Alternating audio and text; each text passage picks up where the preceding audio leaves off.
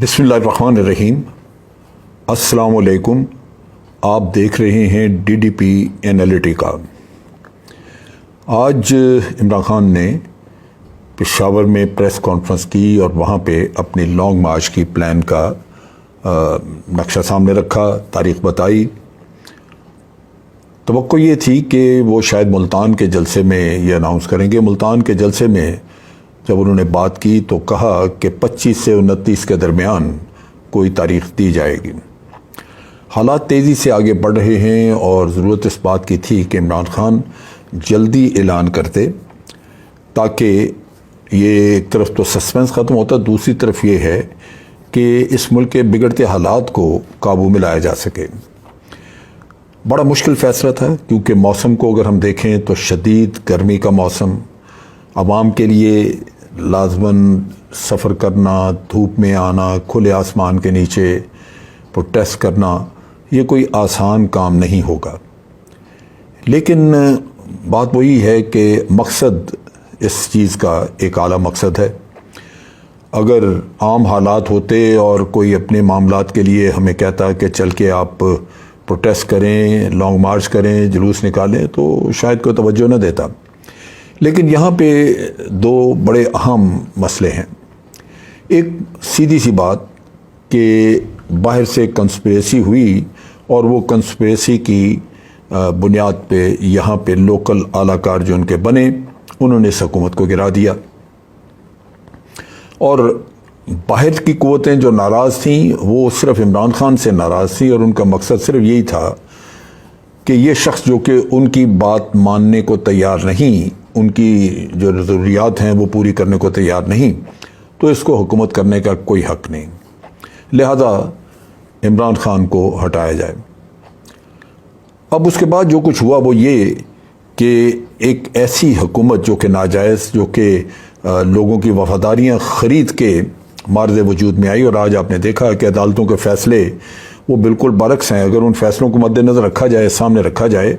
تو ان کا تو کوئی اخلاقی جواز ہی نہیں ہے ان لوگوں کا حکومت میں بیٹھے ہونے کا جو آج بیٹھے ہوئے ہیں۔ تو اس لحاظ سے یہ ایک صورتحال ایسی ہے جہاں پہ ایک حکومت جو کہ جائز نہیں، ناجائز حکومت ہے، اور آپ دیکھ رہے ہیں کہ اس کے کنٹرول میں چیزیں نہیں ہیں۔ وہ کبھی ملبہ عمران خان کی حکومت پہ ڈالتے ہیں، کبھی کسی پہ، اور ڈالر ہے کہ وہ 200 سے اوپر نکل گیا، سٹاک ایکسچینج آپ کا کریش کر گیا۔ یہ وہ دو چیزیں جن کا وہ کلیم کرتے تھے پہلے دن کا، جناب ہم نے حکومت لیتے ہی یہ دیکھیں کیا ہو گیا، تو وہ تو تباہی مچ گئی۔ اب نیچرلی لوگوں کا سرمایہ ڈوب رہا ہے، ملک کی اکانومی برباد ہو رہی ہے، اور ان کے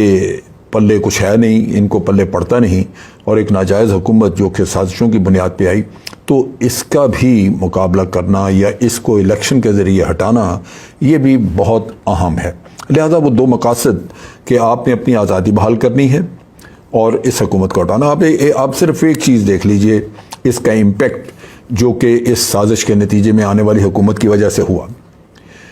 عمران خان کیا کہہ رہے تھے؟ اپنے ملک کے بھلے کی بات کر رہے تھے، رشیا سے تیل لینے کی بات کر رہے تھے، 30% رعایت پہ مل رہا تھا آپ کو۔ آج بھارت لے رہا ہے 100 کہ یورپین یونین کے ملک، یورپ کے ملک جو امریکہ کے اتحادی ہیں، نیٹو کنٹریز ہیں، وہ بھی لے رہے ہیں، روبل میں پیمنٹ کر کے وہ لے رہے ہیں۔ اپنا قومی مفاد کون چھوڑتا ہے؟ بھارت نے لیا 30% کم قیمت پہ، اور انہوں نے آج سے اپنے عوام کو وہ جو بینیفٹ ہے وہ پاس کر دیا۔ 1 لیٹر کے اوپر 9.5 روپے انہوں نے سستا کر دیا پیٹرول، اور یہاں آپ دیکھیں گے کہ یہ آسمان کو چھوئے گا کیونکہ انٹرنیشنل مارکیٹ میں تو پرائسز بہت زیادہ ہیں۔ تو عمران خان نے در حقیقت اپنے ملک کے فائدے کی بات کی تھی۔ امریکہ ایک ایسا منحوس ملک ہے کہ جو پاکستان سے جب ڈیلنگز ہوتی ہیں تو پاکستان کے مفادات کو ہمیشہ وہ نظر انداز کر کے اپنے مفادات پہ توجہ دیتا ہے، اور پاکستان کو وہ سمجھتا ہے کہ یہ ان کے حکم اور اشارے کے مطابق چلنے والے لوگ ہیں، جو کہیں گے وہ کر دیں گے۔ چنانچہ یہ وہ ہے ایک متھ جو کہ ہم نے توڑنی ہے، یہ سوچ ان کی ہم نے برباد کرنی ہے، اس سوچ کو ختم کرنا ہے۔ امریکہ کو یہ میسج دینا ہے کہ جس شخص کو انہوں نے نکالا، آج پوری قوم اس کے پیچھے کھڑی ہے۔ اور کیوں کھڑی ہے؟ اس وجہ سے کہ وہ شخص ہمارے مفادات کی بات کرتا ہے، امریکہ کے مفادات کی نہیں کرتا۔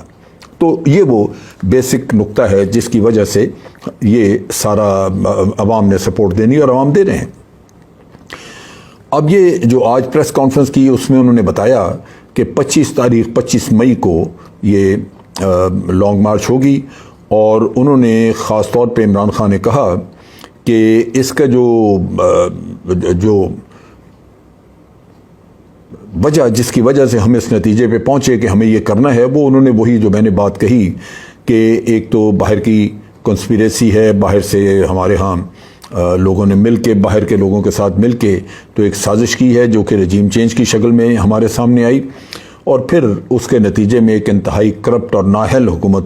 مارز وجود میں آئی جو کہ ملک کو تباہ کر رہی ہے، اور ملک کے کسی بھی مسئلے کا حل ان کے بس کی بات نہیں، نہ وہ جانتے ہیں۔ عمران خان نے یہ بھی ذکر کیا کہ اس سازش کا ان کو پچھلے سال اگست کے مہینے میں پتہ لگ چکا تھا، اور یہ ان کو پوری سمجھ لگ چکی تھی کہ یہ سازش جو ہے یہ اس طرح ہوگی، لیکن بصورت وہ یہ کہتے ہیں کہ اس سازش